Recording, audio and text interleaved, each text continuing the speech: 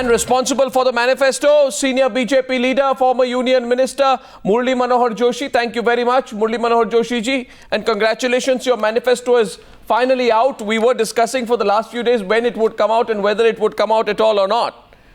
So, now that it is out. Well, you must know that every political party announces about its program, and so election manifestos are bound to come, except BSP, which doesn't believe in announcing any program or in declaring their manifesto. Yes. But all other political parties, they generally announce their program. Yes, of course. But this time, Dr. Joshi, with respect to you, on a lighter note, I'd say that, a scientist like you, a physicist who's always known to be ahead of time, this is the first time that I can actually confidently say that Dr. Murli Manohar Joshi is behind the schedule.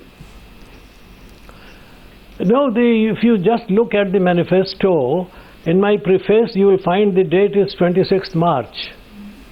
So the manifesto was ready by that time, so you can't say that it was delayed or this or that.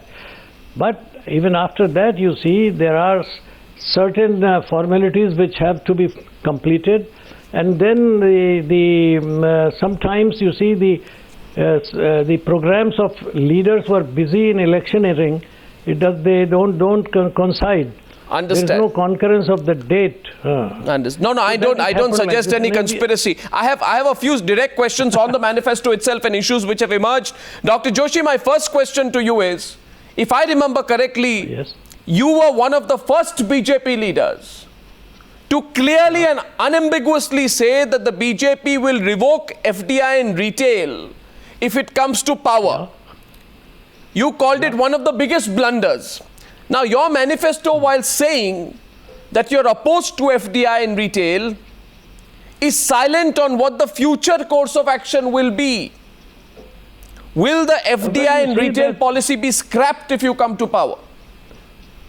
Well, there is no retail policy of this government and FDI except there is an ordinance. Now, such decisions are not taken by an ordinance. And there was a very hectic debate in the parliament where 80% speeches were against FDI in retail, multi-brand retail. We are not opposed per se to FDI in various sectors where it is required to produce jobs, to create assets, and to bring technologies. But when it destroys the economy, the job potentials, and creates an unhealthy situation for our young entrepreneurs or young traders, we are opposed to it. So am I correct? Just one quick follow-up to that. When you spoke before the Confederation of All India Traders in December 2012, you had said, if we are voted to power in 2014, the FDI and retail policy will be scrapped. Now, whether or not it's a policy or an interim measure or an ordinance which lacks popular appeal, would you stand by that? You must also remember that our party president, Shri Rajnath Singh, had endorsed it and said we will do it. So you stand by that? If you come to power, it will be scrapped, in whichever way form it exists. Well, it all depends. But when we say we are opposed, it means we are opposed. Which means scrapped. Obviously, it won't exist in whichever form it is. So, opposed is opposed, you see. You can, if you want to say that it should be opposed in this manner, well, that I cannot say. But it will be opposed, it is not allowed, that is very clear. Okay. My second question to you is, Dr. Joshi, your manifesto is somewhat silent on your party's position on subsidies. Now, will there be a phasing out of subsidies, or will you continue with some of these money-guzzling schemes of the UPA? No, we had said it that all these social welfare schemes must be directed for creating assets, creating jobs, and giving entrepreneurship a fillip. That is, the people should become entrepreneurs, should create assets, and those schemes, you see, there is a specific line on this, that is, schemes like this and this will be attuned towards asset creation. So that means there will be a relook and reorientation of these schemes. So there will be a total relook of the schemes from the point of view of whether or not they actually are asset creating schemes, not just employment guarantee schemes. Yeah. No, employment, right. But this employment should not be only for not doing anything. The employment must result in creating some assets. bring some profits to the people. You worry about whether you will lose popular support if you were to do something like that? No. Popular support will rather increase, because then creation of employment and leading towards asset creation.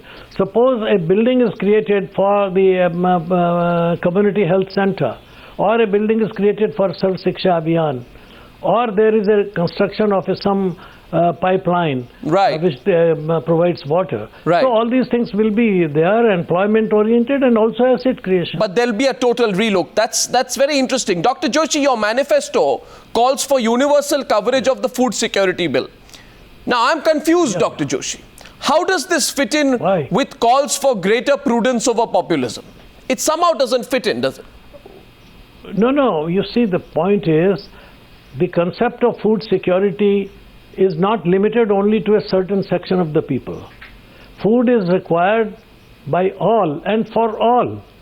It is just my right to right to live. I can't live without food, without water. So this has to be a universal. You can't say that water will be supplied only to certain persons and not to others. You may say that there will be this price of water to this people, there will be a higher price for those who consume like this and this. But you can't say that water will be denied. So there has to be a universal supply of water, universal supply of food. So food security means that my existence, for my existence, whatever food I need, I will get it. If I am rich, I may have to pay a little more. That is a different issue. So you'll fine-tune the food security bill. You'll fine-tune it. Yeah. Dr. Joshi, have subjects like Ram Mandir become customary mentions in the BJP manifesto so that you don't displease the RS? Are you really committed to it? Please explain that, please. No, see, what we have said, we will facilitate. We have always said that we will facilitate the construction of Ram Temple in response to the overwhelming desire of people in India and outside. A huge number of people, they like that there should be a Ram Temple at the birthplace of Sri Ram. And now once the matter is pending before the court, and court has already decided that this is the birthplace of Sri Ram, the only issue is now which part of the land belongs to whom. So there is nothing. No, but if it's not an election issue, if it is not an election issue and just a cultural issue, then I assume this subject should not be picked up at all in the course of the forthcoming election campaign, especially in Uttar Pradesh. No. I mean to say, this is our stand on certain cultural heritages. Say we want the cleaning of Ganga, pure Ganga, continuous flow in Ganga. No, I'm asking you about the Ram Temple issue, sir. On the Ram Temple issue, no, I said if it is not an election issue, why do your candidates and your leaders raise it on the election trail? Again, there's a contradiction. No, it is. There's nothing like that. You see, in all our elections, there is a heading of culture, where we treat about languages, we treat about Ganga, we treat about cows, we treat about heritage sites, and we tell people that. So the Ram Temple issue is the center point of a huge political debate. It had been, yes, but unfortunately that phase was at a different point of time. Now this issue has already been settled, that there is the birthplace of Ram where the Ram Temple was situated, and there the BJP is only saying that we shall facilitate. There is also a section of the people we want a Ram Temple to be constructed. Sir, you have to attend to the. Sir, would you agree with me if I were to say that, Dr. Joshi, you have these reiteration of your core issues, you need to reiterate them to keep your basic hardcore constituency and the RSS happy, or rather not to antagonize them, so you put a greater emphasis on center-state relations in your manifesto to sort of balance it out, because you know that your reiteration of the core issues might further alienate potential allies. So you balance it out with a greater emphasis on center-state relations. Because there is nothing in it. Ganges has been declared as a national river. So there is no. Sir, Article 370, Uniform Civil Code and Ram Mandir, these are not cultural issues. Article 370 is not in the cultural side. It is a different heading. This civil code is a cultural issue. But Article 370 goes under state relations. And it is not under cultural things. The cultural things will be Ram Setu, Ram Temple, Ganga, the issue of the development of cows and cows' progeny, languages. Then Sir, the Waqf properties. So These are the issues which we have classified. So under the culture. Congress party says, you yourself admitted you signed it on the 26th of March, right? And today's announcement comes on the 7th of April. So there has been almost a couple of weeks. Is it because there were differences on core issues? For example, couple of weeks means just hardly 10, 11 days. Yeah, but and that happened on issues like income tax. See, it has to be, after my signing, it was to be vetted by the parliamentary board. It was sent to parliamentary board. We discussed it. Thereafter, we decided that this has to be projected at a time when all the leaders are available in Delhi. That's understood. It will be in the fitness of things. That's understood. But were they, on issues such as income tax, when Nitin Gadkari said it's a great idea if we abolish income, sales and excise tax. Yashwant Sinha says that means we'll go back to Vedic days. Which thing? On the whole issue, for example, on issues such as income tax. There were different views. Yes, we have. There were different views within the party. But there are so many leaders in the party. There are so many inputs from different sections. Then we examine all of them, and then present whatever is acceptable to the large number of people in the country, whatever is in the benefit of the country, and whatever is agreed as a consensus to be a program which is implementable by us. So we present it in that fashion. So say, for example, I may believe that the income tax exemption limit may be raised up to 5 lakhs. I may believe it. But if others say, let it be a little more cautious, let us say we go gradually, then what do? We have to create a consensus, because those people who will be responsible for implementing all these things must be clear as to how much and in what manner they can do it. So why is it that the Congress party has in its press conference accused you of lifting their ideas, and in some fact, on some issues they are not wrong, low income housing, creating industrial corridors, pensions. Well, this one rank, one pension. Our manifesto in 2009, you see. So will you say that they picked it up from our manifesto? This is something very strange idea. There are issues which are accepted by all political parties. Right to food. Whose idea is this? This is in the Constitution of India. Now, when we say a certain thing, it may be acceptable to other parties also. What's wrong about it? So what if I say is that... Is it necessary that whatever I say should not be acceptable to Congress? What Congress says should not be acceptable to others? No, is it a good thing? Very silly argument. Is it a good thing or a bad thing that the BJP and the Congress on 10 or 11 basic issues seem to be speaking in the same line? Whether it's about the new middle class, youth, but what's objectionable in it, say, for example? I mean to say, should everybody in this country differ on all counts from any other person? Or should there be a convergence in certain areas which are acceptable to all? Say you will say foreign policy. Then what do? Do we not agree about certain issues in foreign affairs which are in the interest of the country? And if Congress or Socialist Party or any other party I'm just commenting on the... What's wrong about it? No, nothing wrong at all, but you're targeting the same constituency in the same manner. So the critics will say there's not much to differentiate. No, there is a difference, because we can implement it. Our record of implementation is different. Our speed of implementation is different. That's the issue. So, Dr. Joshi, before I wrap up, do you just want to confirm one thing? Can I ask you in a straight manner? What was it is it true that Modi was not happy with some parts of the initial draft?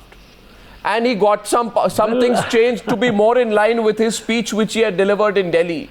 Which was... No, you see, it is a party What line. happened? It is a party Reveal the line. mystery.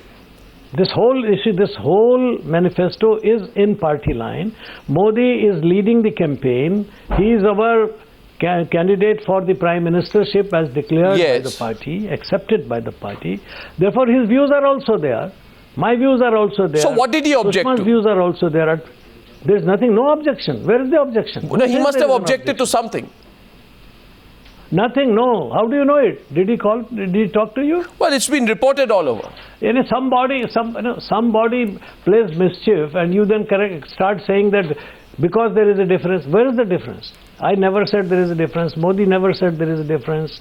Jaitley never said there is a difference. Advani never said. Sushma but never you'd never said. admit it. From where it this wasn't idea of difference comes because of the delay. I mean, obviously, this was not a planned delay. No, not delay. It was an inopportune delay. It was an unexpected delay. Suppose we would have declared it in the beginning of March. Then you would have said it is so far. It's so far away from the date of elections. Why has BJP gone in such a hurry? No, I don't think we said that. If we do. So that's the point, you see. These are very small issues. Dr. Joshi, that's not the main issue. The fact is that you have brought out a manifesto with a focus on development. Congratulations for that, as they say in Hindi. Der aaye, durust aaye. I would like any logical criticism of what we have said. Any deficiency or any lacuna in that. Then you must agree. I can say on behalf of the committee. Then you must agree to one request. Then you must agree to one request of mine, that with a very senior Congress leader, Dr. Murli Manohar Joshi, because this country deserves to see debates at a very high level, I think you should be on a debate with a very senior Congress leader, someone who has been involved in the drafting of their manifesto. Let us have a debate between both two sides. Let people then choose. You can take my views and he can express his views. No, but why not a debate? I'm sending. I don't agree with this concept during the time of election. Because it leads. I've seen it leads to so much of acrimony and heat, which again obfuscates the main issues and gives more heat to the discussion and more light on. Sir, you are a physicist, and I'll tell you this again on a lighter note, that very often, not by intention, by accident, light and heat go together. So we are going to send you an invitation anyway, and I'll keep pursuing it with your office. But they should go together, na? There should be enough light on me also, but your heat is on me and light is entirely on you. No, we'll make sure light and heat are equal on both sides. Thank you very much, Murli Manohar Joshi, for joining me today. Thank you. Thank you.